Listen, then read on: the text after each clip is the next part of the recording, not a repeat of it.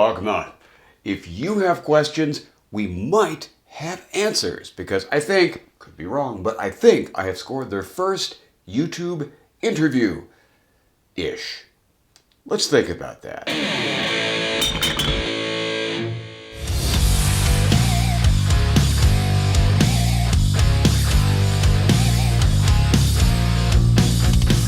I think Dogma's metal sex nuns and their music are among the best recent surprises in metal. But to say they leave us with as many questions as answers might be a bit of an understatement. So I emailed the band my review of their first album. You can check that out here after you finish this video.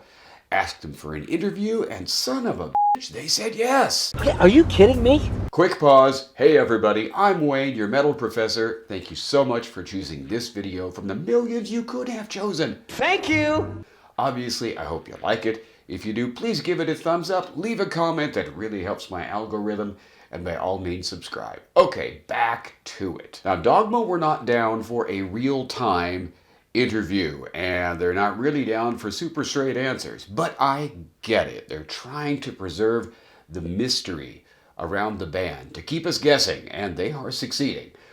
So I emailed them my questions, and Lilith, PDQ, emailed me back audio responses to those. So let's get to the big question and the big answer first. Are Dogma going to tour? Yes. Yes, they are. The prospect of a tour emerges as a compelling chapter in our unfolding saga. Having unleashed our debut album, we now set our sights on reaching new realms. The desire to bring our transformative music to live audiences pulsates within the collective essence of Dogma. As our energies align and the rebellious force gains momentum, the anticipation for a live communion with Dogma intensifies. The journey towards touring is embraced as an inevitable step in our evolution, a moment when the enigmatic melodies and rebellious spirit will resonate within the hearts of our sinners. Sure enough, after this interview, we got the news that Dogma will be supporting Windrose on their Latin America Summer 2024 tour. Lilith mentions the intensifying anticipation for, and I love this phrasing, a live communion with the band. And I think she is right on the money. Any place I've seen this band talked about, people are clamoring to know when they're going to tour. Now, this specific pairing of Dogma with Windrose makes a lot of sense, because given how hot Dogma are right now, given the buzz around them, what band in their right mind would want to have Dogma open for them and maybe take a chance of being upstaged? But Windrose are bombastic and over the top enough, and they got their own thing going on.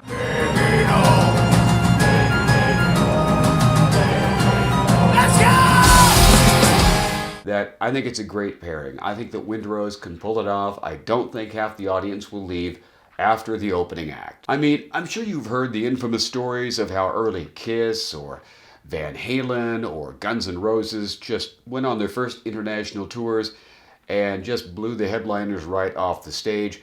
I don't think that's going to happen here. And honestly, this pairing, Dogma and Windrose, sounds like so much fun. So here's my question for you guys.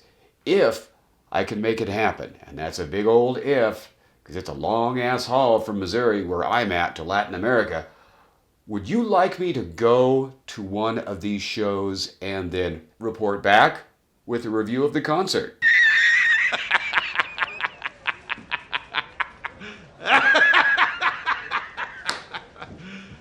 You serious? If you would, let me know in the comments. Next question. How did the band originate? Whose idea was the band and its approach? Dogma's formation wasn't a mere coincidence, but the convergence of souls irresistibly drawn to the magnetic pull of rebellion. The band emerged as a response to a collective longing for a musical entity that embodied the principles of freedom, self-determination, and defiance against oppressive dogmas. There wasn't a singular originator. Instead, Dogma came to be through the shared vision of its members, each contributing a unique perspective to the collective philosophy. It's a rebellion against conformity, transcending the conventional boundaries of both sound and thought. Okay, not a lot of hard answer there, but I am intrigued by this idea. that the band came together organically. Given how many questions there are floating around among we who are already really into this band about their lineup and so forth, I want to believe that the four members gravitated toward each other in a, well, organic kind of way. That's what Lilith says, so I'm going to choose to believe that right now. Another piece, by the way, of unmentioned information: where are Dogma from?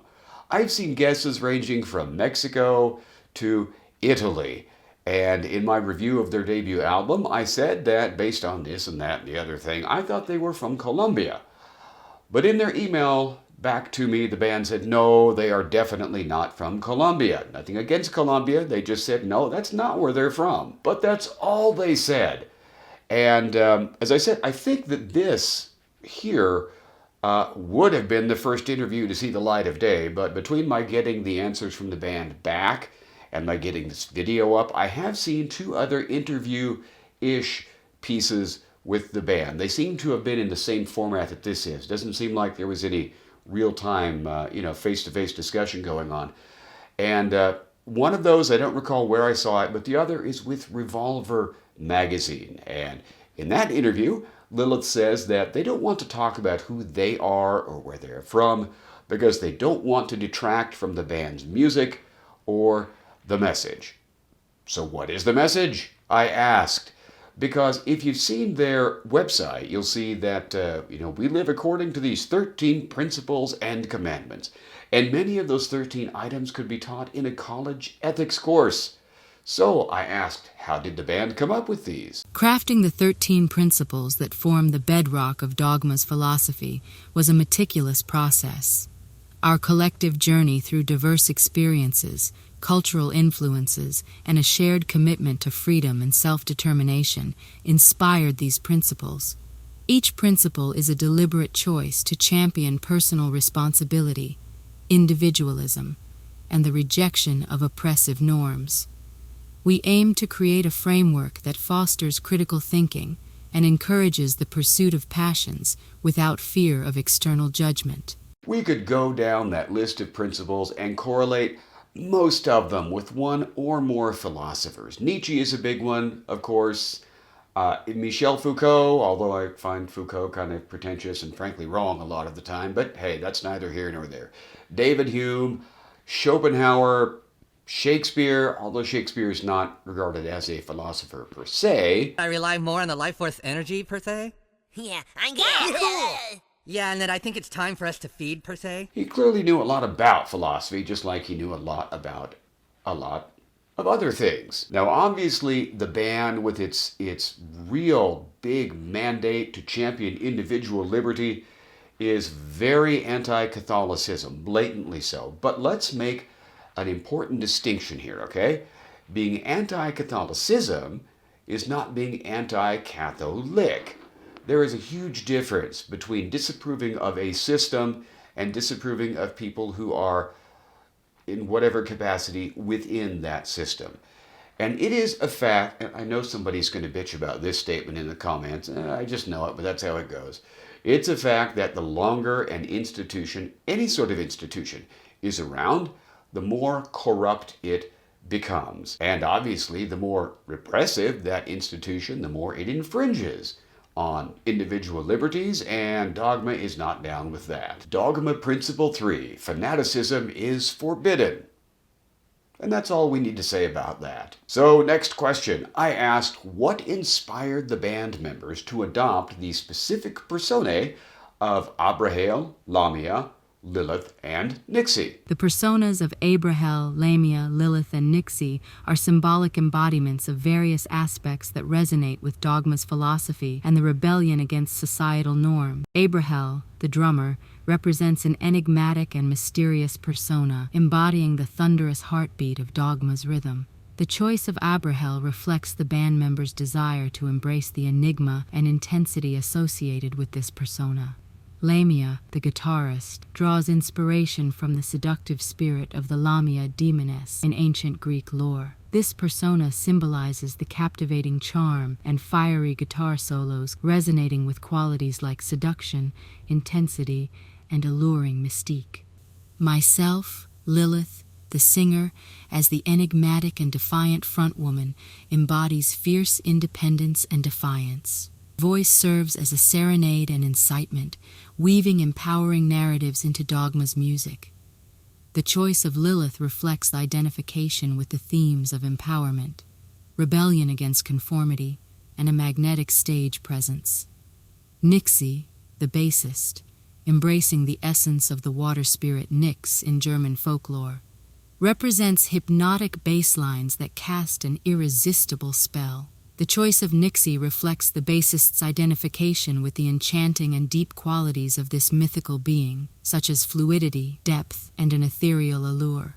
These personas were selected not just for their mythological symbolism, but also for the unique qualities and contributions each band member brings to Dogma's musical expression and thematic essence. They serve as symbolic representations of the rebellious and empowering spirit that defines the band. If you want a little more information about each of those personae, check out my review of the band's debut album, in which we talk a little bit about those things. So, getting more into the music itself, I asked who is the band's principal songwriter. The songwriting process within Dogma is a communal act, a gathering of souls in a metaphysical convergence. There isn't a singular principal songwriter. Instead, the band collectively channels its creative energy to craft a narrative that transcends the boundaries of conventional songwriting. Our freshly unveiled debut album stands as a testament to our commitment to conceptual work. This 13-part narrative places Lilith at the forefront, guiding listeners through her metamorphosis from early life experiences. The inception of this musical odyssey originated from a short novel, segmented into 13 chapters, which we then embarked on interpreting musically. When the concept is vividly defined, the music effortlessly follows suit. Our compositions transcend mere musical arrangements. They serve as integral chapters within a broader narrative. It is this profound storytelling that propels our creative process, aiming to transport our audience deep into Lilith's evolution and the intricately crafted world we've built. So how do we interpret that response? Obviously, it's kind of a dodge, yeah, but it's also a fact that many bands do split the songwriting credits among all the members. Van Halen has always split the songwriting credits among all 4 members, whoever those 4 members happen to be at any given point. So maybe every member of Dogma is a principal songwriter. I don't know. It's what Lilith says, so let's just believe her. Now, speaking of answers to settle for, but that we probably suspected, I asked the band specifically about their sound, because if you've listened to Dogma's debut album, and I certainly hope you have, you'll know it is spectacular. It is heavy as f***, yet it is catchy, it's brimming with hooks, guitar solos, and it sounds great. It sounds polished, yet not over-polished, if you know what I mean. So I asked, how did the band achieve that sound? Our secret lies in the 80s. The polished sound is a result of studying the masters of that era. In songwriting, we are diligent students of tradition, devoted to the craft. We're unapologetically nerdy when it comes to crafting melodies and weaving lyrical tapestries. Our understanding of the alchemy of a truly unforgettable chorus, the secret recipe that transforms words and notes into indelible imprints on the soul, is the key. It's a blend of art and science, passion and precision, rhythm and rhyme, a melody that lingers like a haunting memory. We design our songs to be vessels, carrying our message deep into the core of your being. The aggressive tone comes from the musical power and grandiosity of the 80s, drawing inspiration from diverse musical legends of that era. The delicate balance is achieved through a mystical collaboration, a ritualistic endeavor with producers, where sonic alchemy creates a balance between the refined and the fierce. Inspiration from 80s metal. Is anybody surprised at that? I was so surprised. Were you surprised? I was surprised. Raise your hand if you're surprised at that. Yeah, that's what I thought. Now, the novel Lilith mentions. If this is a real thing, I might have found it, but I'm not going to tell you what it is for 2 reasons. One, well, it's an inductive inference, and I'm 60, maybe 65% confident in the conclusion. But more importantly, if someone identifies the novel and names it, does that bring up questions of IP, intellectual property? I don't know. I'm not an attorney, and I'm sure that is an area the band does not want to get into, so let's just leave it alone. Finally, Lilith's statement that the band is unapologetically nerdy in their crafting of songs just warmed my heart, because I'm a nerd. I self-identify as a nerd, even a geek, so if you do too, right on, Dogma is there with you. And if we are talking specifically about metal nerds, well, if you have looked at the band's YouTube channel, as I hope you have, you may have seen those 3 videos, each called We Are Dogma. And in each of them, there are nearly 4 dozen musicians from across the metal spectrum. And each of them does the same thing. Looks right at the camera and says, I am Dogma. How did this happen? Obviously somebody connected with the band has deep and wide connections in the metal community and really wants this band to succeed. So I asked, who is it? Within the mystical network intertwining with Dogma's essence, it's not a single individual, but a collective force that forges connections with the extensive metal realm. The enigmatic aura of Dogma resonates with musicians and allies who share a kinship in the rebellion against conformity. It's a shared spirit that draws in a diverse array of talents, creating a convergence of metal forces bound by the common thread of defiance and individuality. Each contributor becomes a harmonious note in the rebellious symphony orchestrated by Dogma. No answer there, but the non-answer sounds good. All Lilith's responses, as mentioned earlier, are heavy on the mystery and light on the concrete answers. But that is the point, to keep us guessing, to keep the enthusiasm and the interest really high. It's a game, and Dogma is winning. And if, in fact, we are Dogma, then we are winning too, as frustrating as it might be to those of us who really want to know the answers to some of these questions. Who is in the band? Where are they from? And so forth.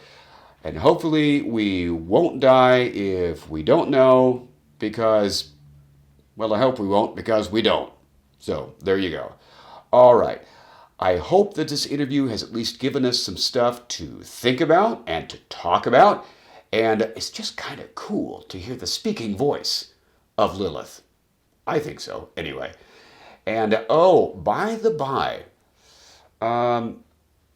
where the band are from.